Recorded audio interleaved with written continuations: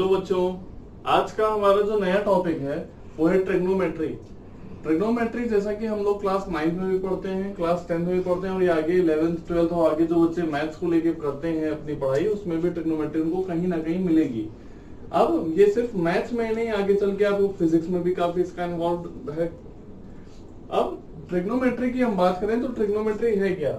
तो trigonometry 3 Greek words को combine करके बनाई गई है। क्या है वो 3 ग्रीक वर्ड्स? अगर मैं कहूं, पहला वर्ड है ट्राई, दूसरा वर्ड है गॉन और तीसरा वर्ड है मेट्रॉन। ठीक, ये 3 वर्ड्स ट्राई, गॉन और मेट्रॉन को मिला करके एक वर्ड ट्रिग्नोमेट्री बना, जहां ट्राई का मतलब है 3 और गॉन का मतलब है साइड्स और मेट्रॉन का मतलब है मेजरमेंट। जहां पे हम ये चीज समझ चुके हैं कि ट्रिग्नोमेट्री का सीधा मतलब है कि 3 साइड्स का हमें मेजरमेंट, इससे रिलेटेड बातें हमें करनी है। अब 3 साइड्स की हम बात कर रहे हैं, तो 3 साइडेड फिगर कौन सा होता है? 3 साइडेड फिगर हम सभी को पता है कि 3 साइडेड फिगर एक ट्राइंगल होगा। अब यहाँ पर जो हम ट्रिग्नोमेट्री में जो यूज करेंगे ट्राइंगल, वो किस तरह का ट्राइंगल है? तो वो है बच्चों राइट एंगल ट्राइंगल। अब राइट एंगल ट्राइंगल ही क्यों यूज हम करेंगे? इसको अगर हम एक एग्जांपल से समझें तो हम कहते हैं कि अगर एक ये मैं कहूं, ये एक पोल है, क्लियर, ये एक पोल है, इसको कि अगर मैं नाम भी दे देता हूं कि ए बी इज अ पोल, और यहाँ पर पॉइंट सी पे यहाँ पर कोई एक मैन खड़ा है, जो अगर अब इस पोल के एकदम टॉप एज पे अगर देखता है, अगर यहाँ से टॉप एज पे देखता है, तो वो कैसे देखेगा वो बच्चों? वो कुछ इस तरह से देख रहा होगा, कुछ इस तरह से ऊपर की तरफ देख रहा होगा, यहाँ पे खड़ा हुआ कोई इंसान। और उसके और पोल के बीच की दूरी कितनी है? पोल के और उस पर्सन के बीच की दूरी कितनी है बच्चों? उस पोल के और उस इंसान के बीच की दूरी ये हो गई BC। अब यहाँ पे हम कहें कि ये पोल है तो एकदम सीधा खड़ा होगा, टेढ़ा पोल तो होगा नहीं। पोल सीधा है तो यहाँ पर ये बेस के साथ में इसके 90 डिग्री भी बना रहा होगा। अब ये इंसान जो यहाँ खड़ा होकर देख रहा है पोल के टॉप को, तो ये कुछ एक एंगल भी देख रहा होगा। अगर इसने अपना सिर उठाया है तो इसने कुछ एक एंगल पे अपना सिर उठाया होगा। तो अगर इस एंगल को मैं कह दूं थीटा, अगर इस एंगल को मैं क्या कह दूं, इस एंगल को कह दिया जाए अगर थीटा, इसको कहते हैं थीटा, क्लियर। अब इस एंगल को अगर मैंने थीटा कह दिया, तो यहाँ पे अगर मैं एक चीज ये समझ चुका हूं कि हम राइट एंगल ट्राइंगल क्यों यूज कर रहे हैं, क्योंकि अगर यहाँ पे एक पोल है, कोई भी इंसान खड़ा होकर उस पोल की तरफ देख रहा है, तो जो एंगल पे वो फोकस कर रहा है वो थीटा, और उसका बेस जो हो गया वो हो गया BC। जहां पर हम अब यहाँ पे अगर कुछ टर्म्स की बात कर लें, तो इसको हम कह सकते हैं AB जो पोल है, इसको कह सकते हैं कि क्या हो जाए, इसको हम कह सकते हैं कि ये परपेंडिकुलर की तरह बिहेव करे, क्योंकि परपेंडिकुलर 90 डिग्री पे बना भी रहा है बेस के साथ। और BC को हम कह सकते हैं कि एज अ बेस काम करे। और जो AC है, जो जितना उसने अपना सिर उठाया है ऐसे देखने के लिए टॉप ऑफ द पोल, उसको हम कह सकते हैं कि ये पार्ट हो जाए हमारा हाइपोटेन्यूज। और ये तीनों टर्म्स हम लोग पाइथागोरस थ्योरम से भी जानते हैं, परपेंडिकुलर, बेस और हाइपोटेन्यूज। अब यहाँ पे ये 3 टर्म्स को ही लेके आगे हम पढ़ेंगे ट्रिग्नोमेट्री को, फिर देखते हैं कि ये तीनों टर्म्स का हम कैसे यूज करेंगे यहाँ पे। अब बच्चों हम ये जान चुके हैं कि परपेंडिकुलर क्या है, बेस क्या है, हाइपोटेन्यूज क्या है, और हम राइट एंगल ट्रायंगल ही क्यों यूज कर रहे हैं। तो यहाँ से अगर हम और बातें अगर देखते हैं, तो कहें अगर कि हमें एक राइट एंगल ट्रायंगल प्रोवाइडेड है, जहां पे इसका नाम भी अगर मैं दे दूं कि A, B और C, जहां पर B पे ये राइट एंगल है और यहाँ पर A के साथ भी कुछ एंगल बना रहा होगा। अब A के साथ यहाँ पे 90 डिग्री के जब एंगल बनेगा, मतलब एडजेसेंट होंगे जब 90 डिग्री और एंगल, यहाँ पे अगर कह दें हम ये एंगल थीटा है, तो हम ये चीज समझते हैं यहाँ से कि फिर जब बेस में ही 90 के एडजेसेंट में हमारे पास एंगल गिवन है, तो ये पार्ट हम बेस की तरह ट्रीट करेंगे। ये साइड 90 डिग्री एंगल को जो साइड बन रही है एकदम परपेंडिकुलर, इसको हम कह देंगे परपेंडिकुलर। और अदर साइड जो एकदम 90 के सामने वाली है, अपोजिट टू 90 डिग्रीज, इसको हम कह देंगे हाइपोटेन्यूज, क्लियर। तो परपेंडिकुलर, बेस और हाइपोटेन्यूज ये है हमारे। अब हम आगे अगर बात करें कि ट्रिग्नोमेट्री है किस पे बेस्ड, ये अपने कुछ रेशियोज पे बेस्ड है। तो व्हाट आर ट्रिग्नोमेट्रिक रेशियोज? तो हमें 6 तरह के ट्रिग्नोमेट्रिक रेशियोज पढ़ने हैं हमारे सिलेबस में, जहां पर हम जानते हैं कि पहला हमारा आता है साइन थीटा, साइन थीटा। दूसरा आता है बच्चों कॉस थीटा। तीसरा आता है टैन थीटा। अब ये है नाम उन रेशियोज के। अब देखें ये रेशियोज हैं किसके। अगर साइन थीटा की मैं बात करूं, साइन थीटा की बात करते हैं तो ये है रेशियो परपेंडिकुलर और हाइपोटेन्यूज का। The ratio perpendicular to the hypotenuse is sine theta. Cos theta की अगर बात करें तो ये है बेस और हाइपोटेन्यूज का रेशियो। और टैन थीटा की अगर बात करें तो ये है परपेंडिकुलर अपॉन बेस, मतलब it is the ratio perpendicular to the base. ये तीन रेशियोज थे। और इनके आगे अगर हम बात करते हैं, इनके आगे अगर हम बात करें तो आता है चौथा, इसको हम कहते हैं cosec theta. Cosec theta, fifth sec theta, sixth cot theta. अब यहां पे ध्यान देना है कि जो कॉसेक थीटा है ये होता है hypotenuse upon perpendicular, hypotenuse upon perpendicular. Sec theta जो है ये होता है हाइपोटेन्यूज अपॉन बेस। और कॉट थीटा जो है ये होता है बेस अपॉन परपेंडिकुलर। अब यहां पर हम जब ये तीनों को देखें अगर कंपेयर करके इन पहले वालों के साथ, मतलब अगर हम इस साइन थीटा और कॉसेक थीटा को कंपेयर करें तो हम ये सीधा सीधा देख पा रहे हैं इन दोनों में कि ये इसका क्या है, ये इसका रेसिप्रोकल है। दिख रहा है साइन थीटा क्या था, perpendicular upon hypotenuse. Cosec theta क्या है, हाइपोटेन्यूज अपॉन परपेंडिकुलर। फिर कॉस थीटा और सेक थीटा को देखें तो ये दोनों भी आपस में एक दूसरे के reciprocal, base upon hypotenuse, hypotenuse upon base. Tan theta की बात करें तो ये दोनों भी कॉट थीटा और टैन थीटा आपस में एक दूसरे के रेसिप्रोकल्स। तो जब ये रेसिप्रोकल्स हैं तो पहले के तीन से हम बाकी के तीन याद कर सकते हैं। बस इसको सीक्वेंस में याद होना चाहिए हमें। अब इसको हम सीक्वेंस में याद कैसे रखेंगे बच्चों, इसके लिए अगर हम बात करें तो इसके लिए हम बात करते हैं ये, हम कह दें अगर हम सिर्फ ये चीज याद रख लें कि P B P upon H H B, P B P upon H H B की अगर हम बात करें, जहां पे इसको बहुत तरह से बच्चे याद कर सकते हैं। अब अगर मैं पहला अगर पार्ट देखूं जो है परपेंडिकुलर अपॉन हाइपोटेन्यूज का, तो वो क्या है साइन थीटा।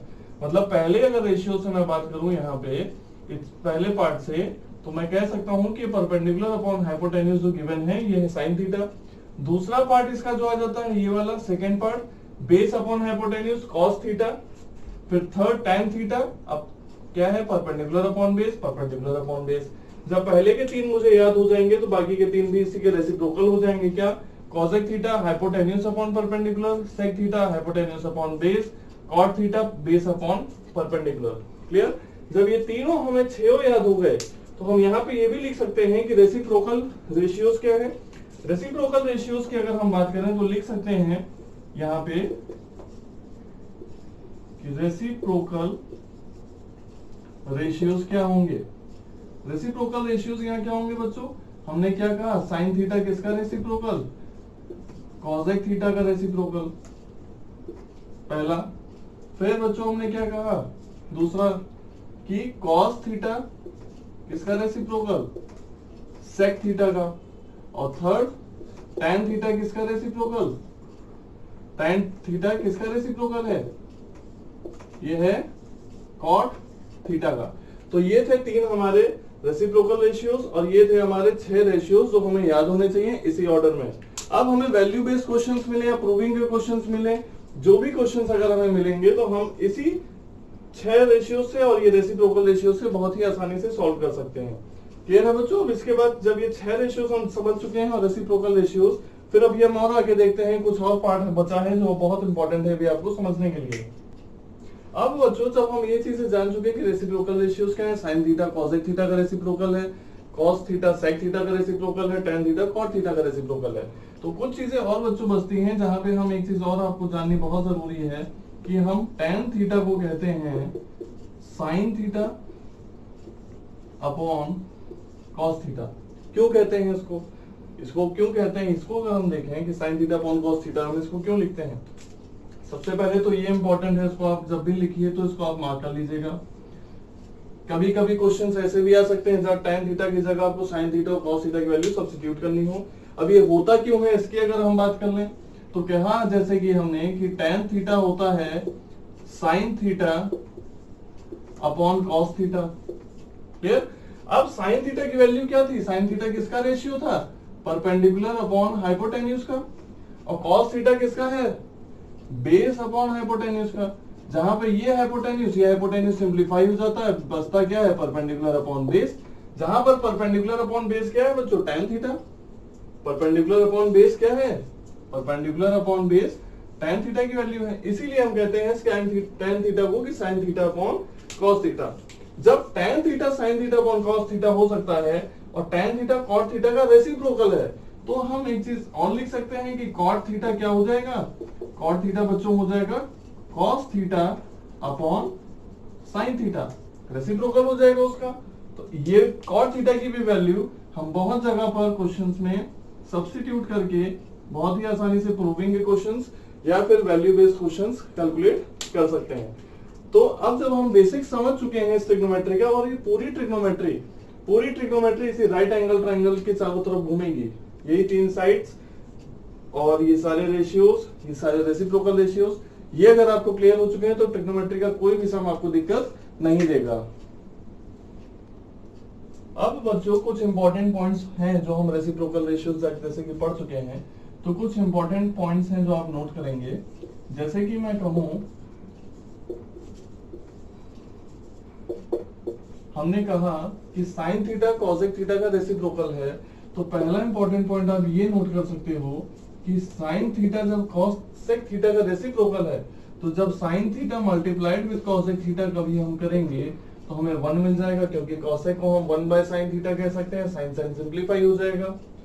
दूसरी चीज हम ये भी कह सकते हैं कि cos theta multiplied with sec theta will also be 1, क्योंकि sec थीटा की जगह हम 1 अपॉन cos थीटा कह सकते हैं और दोनों आपस में सिंप्लीफाई हो जाएंगे। और third, tan theta multiplied with cot theta will also give 1, क्योंकि cot थीटा को हम 1 अपॉन tan थीटा कह सकते हैं और आपस में tan सिंप्लीफाई होके 1 ही हमें मिलेगा। तो ये तीन इंपॉर्टेंट पॉइंट्स हैं जो आप याद रखिएगा इस टाइप के क्वेश्चन को सॉल्व करने के लिए। अब बच्चों हमें एक प्रॉब्लम दी गई है कि sin theta equals to 5/13 find the remaining ratios. Remaining ratios मतलब जो हमने 6 पढ़े हैं, 6 में से एक हमें दिया है, इसी एक से हमें बाकी के 5 फाइंड करने हैं। कैसे करेंगे? जब भी हम ट्रिग्नोमेट्री के सम सॉल्व करें तो सबसे पहला हमारा यही काम होना चाहिए कि हम एक राइट एंगल ट्रायंगल बना लें। राइट एंगल ट्रायंगल बनाने से हमारा काम बहुत आसान हो जाएगा। जैसे कि ये हो गया ए, ये हो गया बी, ये हो गया सी, हमने नेमिंग कर दी। बी पे होगा 90 डिग्री, राइट एंगल है। अब ए पे, क्योंकि यहाँ पे एंगल जरूर बनेगा जिसको कि हम कह सकते हैं थीटा, क्योंकि यहाँ साइन थीटा है तो साइन थीटा कह सकते हैं। साइन ए की बात करता तो ए आप बेस में ही बनाएंगे, ए ऊपर कभी मत बनाना। अगर यहाँ पे साइन ए बोले तो ए यही रहना चाहिए 90 के साथ में। अगर साइन सी बोलता तो सी को आप नीचे रख सकते हो, ए को ऊपर कर सकते हो बेस में। क्लियर? ये हो गया आपका, यहाँ पर ध्यान दो, ये हो गया आपका बेस, ये हो गया आपका हाइपोटेन्यूज, ये हो गया आपका परपेंडिकुलर। साइन थीटा की वैल्यू दी है, साइन थीटा की वैल्यू आपको दी हुई है, sine theta equals to 5/13। When sine theta is 5/13, तो साइन थीटा क्या होता है? अगर हम याद करें तो क्या मैंने बताया था? PBP upon HHB, perpendicular upon hypotenuse. Perpendicular कितना है बच्चों? परपेंडिकुलर है 5, हाइपोटेन्यूज कितना है? हाइपोटेन्यूज 13। क्या हम बेस फाइंड कर सकते हैं? बिल्कुल कर सकते हैं। हमें पाइथागोरस थ्योरम पता है। पाइथागोरस थ्योरम क्या है? Square of hypotenuse is equals to sum and square of other two sides. Perpendicular of base का स्क्वायर उनका सम, हाइपोटेन्यूज का स्क्वायर हो गया 13 का स्क्वायर, ये हो गया 5 का स्क्वायर प्लस बेस का स्क्वायर। अब ये हो गया 169 माइनस 25 इक्वल्स टू बेस का स्क्वायर, जहां पे बेस कितना आ गया? अंडर रूट 144, जो कि आ गया 12। इसका मतलब हमें कितना मिल गया? बेस। बेस की वैल्यू हमने कैलकुलेट कर ली 12। जब बेस हमने 12 कैलकुलेट कर लिया तो बहुत आसानी से बाकी के सारे रेशियोज कैलकुलेट करेंगे। जैसे कि साइन थीटा की बात। अब यहाँ पे बच्चों, क्योंकि एक चीज और ध्यान देना, हमने पढ़ा कि ट्रिग्नोमेट्रिक रेशियोज हैं, तो ये एक्चुअल वैल्यूज नहीं है इस साइड्स की। एक्चुअल वैल्यूज क्यों नहीं है? क्योंकि ये रेशियो है। अगर मैं कहूं कि ये हो 5x, अगर मैं यहाँ पे एक चीज ये भी कह दूं कि ये हो जाए 5x, ये हो जाए 13x, ये हो जाए 12x, तो साइन थीटा क्या है? Perpendicular upon hypotenuse. परपेंडिकुलर मतलब 5x अपॉन 13x, तो ये x और x सिंप्लीफाई हो जाएगा। इसीलिए इसको नेग्लेक्ट करते हैं लिखने से कि x नहीं लिखेंगे, ये कोई वेरिएबल नहीं लिखा जाता है। पर ये मत समझना कभी भी कि इसकी एक्चुअल वैल्यूज हैं। These are just the ratios, these are just the ratios, they are not the actual figures. ये इसकी एक्चुअल वैल्यूज नहीं होती हैं। अब जब हमें साइन थीटा पता चल चुका है तो हम कैलकुलेट करते हैं कॉस थीटा की वैल्यू। कॉस थीटा क्या हो जाएगा? बेस अपॉन हाइपोटेन्यूज मतलब 12 अपॉन 13। टेन थीटा की अगर बात करें, टेन थीटा क्या हो जाएगा? परपेंडिकुलर अपॉन बेस मतलब 5 अपॉन 12। अब बाकी के और आसान हो गए क्योंकि वो सब जस्ट इन्हीं के रेसिप्रोकल हैं। जैसे कि आ गया साइन थीटा का रेसिप्रोकल कॉसेक थीटा, तो हो जाएगा डायरेक्टली 13 अपॉन 5। इसके बाद कॉस थीटा का रेसिप्रोकल सेक थीटा, जो आ जाएगा 13 अपॉन 12। फिर लास्ट टेन थीटा का रेसिप्रोकल कॉट थीटा, जो आ जाएगा 12 अपॉन 5। तो इसी तरीके से आप किसी भी वैल्यू बेस्ड क्वेश्चंस को कैलकुलेट कर सकते हो। अब सपोज कर लो कि इसी क्वेश्चन में आगे बच्चों अगर कह दे कि find the value of sine theta plus cos theta या sine square theta plus cos square theta, तो जब वैल्यूज आपको पता है, जैसे sine theta plus cos theta कहता, तो sine theta plus cos theta कितना हो जाता? 5/13 प्लस 12/13, जो क्या जाएगा 18/13। अगर कह दे sine square theta plus cos square theta करो, तो ये हो जाएगा 5/13 का स्क्वायर प्लस 12/13 का स्क्वायर, जो आ जाएगा 25/169 प्लस 144/169, जहां सिंप्लीफाई होकर 1 आ जाएगा। तो जब आप वैल्यूज फाइंड कर सकते हो किसी भी दो साइड के गिवन से third side using Pythagoras theorem, उसके बाद सारी वैल्यूज जब आप फाइंड आउट कर लो, तो उसके बाद कोई भी क्वेश्चन है वैल्यू बेस्ड, बहुत आसानी से आप इसी तरीके से कर सकते हो। क्लियर? अगर आपको कोई भी तरह का डाउट हो तो आप इस कमेंट करके आप मुझसे कोई भी डाउट आप पूछ सकते हो, और किसी भी तरह की अगर कोई भी क्वेरी हो तो आप मेरे को जीमेल आईडी पे भी, जो मैंने डिस्क्रिप्शन में दी है, उसमें भी आप पूछ सकते हो। और लास्ट में मैं कुछ सम्स आपको दे रहा हूं जो आपको करके रखने हैं। अगर ना समझ में आए तो आप मुझसे पूछ भी सकते हो।